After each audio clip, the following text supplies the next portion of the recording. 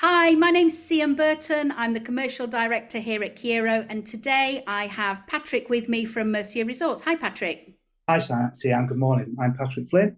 I'm from Murcia Resorts, based here in lovely Murcia on the southeast coast of Spain. Wonderful. Tell me a bit more about you, Patrick. Well, I class myself as retired, even though I've got a nice little business here in Spain selling property. My background is hospitality in the UK and still have some business interests in the UK. But we kind of spend half the year here out here in Spain, and we kind of bought out here just over 4 years ago. And when we were looking, the agents were all fantastic. They were great. They wanted to sell you a property. But as soon as they sold you the property, they disappeared. And Mm. floundering, thinking, hang on, here we are in a new place, new environment. How do we go about doing things? And that's where the idea for Murcia Resorts came from, because together with our business partners, who are a couple that had moved out here a couple of years earlier, we had this idea, had a passion for property, and we thought, well, do you know what? If so and so can sell property, well, let's try it ourselves. I've got a hospitality background. My business partner had a sales background. So we kind of put together the idea for Mercia Resorts, and we started. And here we are, 2.5, nearly 3 years later, enjoying it. Life's great. Wonderful. Love it. Tell me a bit more about Mercia Resorts itself. When did it start? Where's it going? Okay, like I was just saying, it came from the fact that we'd experienced great sales service, but as soon as we kind of closed on the deal, and you're then left in here in Spain, you think, well, okay, how do we do with practicalities? How do we somebody looking after our property when we're not here? If, for example, we wanted to rent our property, it was all sorts of things that you think about after the sale. And of course, the agents that we dealt with had kind of disappeared. So our business plan came from, with these friends of ours, well, let's try and do something that we can offer the complete package. So we're not just here to sell your property. The business started. We used the 10th of June as our official birthday kind of thing, but the idea had been formulated and all the background by my partner. He worked hard putting the website together, getting all the sort of the technical side of things together. Myself and Joanne, we're co-directors. We specialise in doing the sales, and it's going very well. And yeah, we life's good. Yeah, great. And what are future plans? I know you've got some things planned for new builds, rentals. Yeah, well, I mean, yeah. I mean, the market predominantly we're here. It's resale properties. Mm. Most of your resorts, by its very nature of its name, people think we just literally deal with the resorts here on Mercia. And as you well probably know, there's a lot of golf resorts here on Mercia. There's lots of properties. So yeah, resales is probably Mm. our primary focus. However, there is a lot of development going on locally. We've kind of formulated and thought, well, rather than link it all into Mercia Resorts, we are looking to formulate a new company that will be a sister company of Mercia Resorts, but will be specifically deal with new builds. And then moving on from that, because of our experience with a lot of our clients that we've had to date, certainly the ones that live on resorts near where we are, have not just become friends, they become clients. We offer property management services, but we're now also going to move into the rentals. And with a name like Mercia Resorts, people automatically think resorts, oh, Yeah. holidays. So hopefully that's the future, the near future. Sales is the main focus, really. Tell me about your buyers, Patrick. I'm particularly interested in what nationalities are buying right now and how has that changed over time since Brexit and COVID? Well, I mean, we've always been very fortunate since the very beginning. I think our first client that we sold to was a French person with a Spanish surname. So we would assume we were dealing with a Spanish client who actually didn't speak a word of Spanish and were actually French.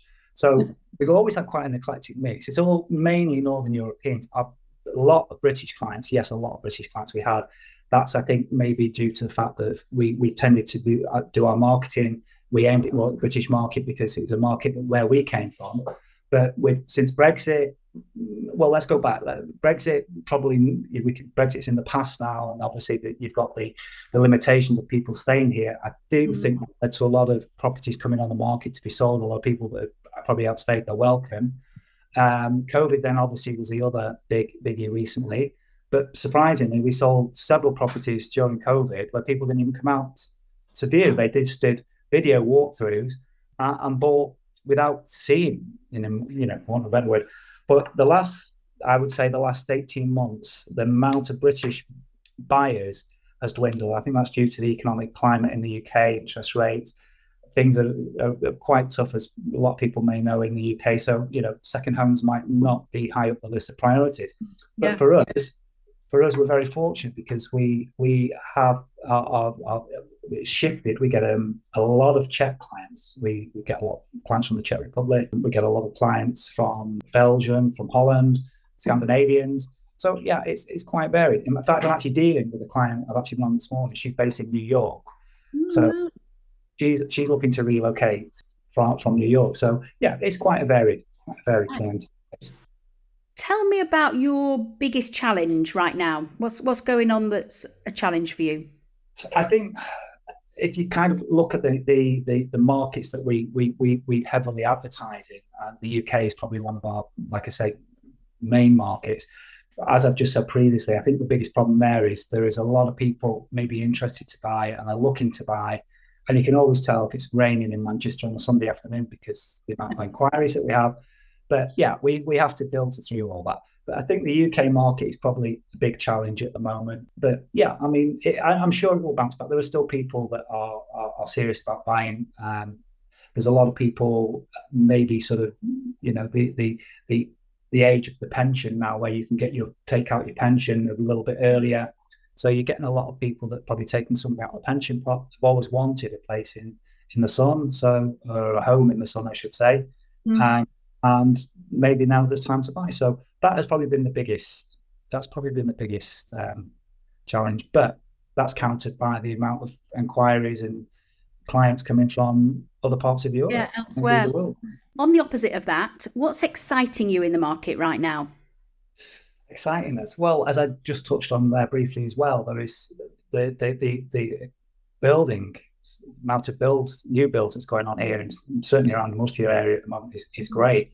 There's some fantastic new resorts being built, offering golf, offering leisure.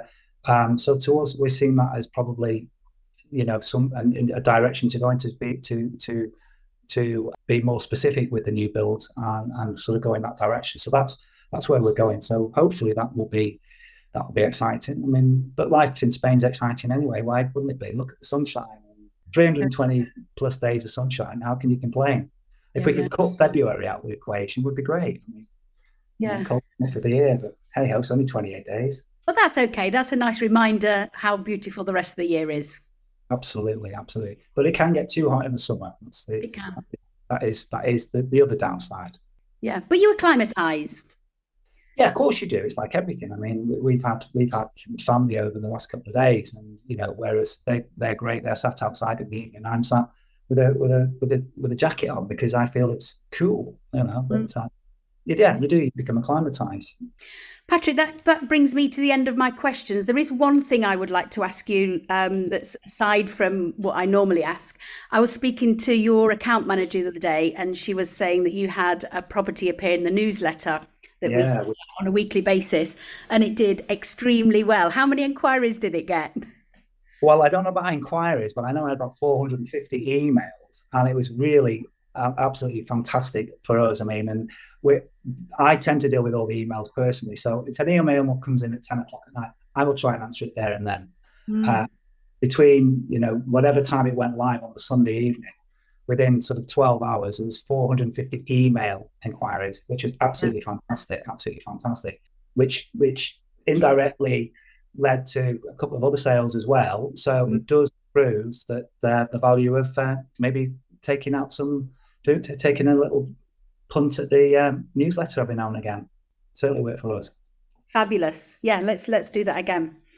Okay, Patrick, it was great chatting with you. We'll keep talking and keep in touch. Thanks again. Thanks, Ian. Great. Thank you. Have a good day. Bye. Bye.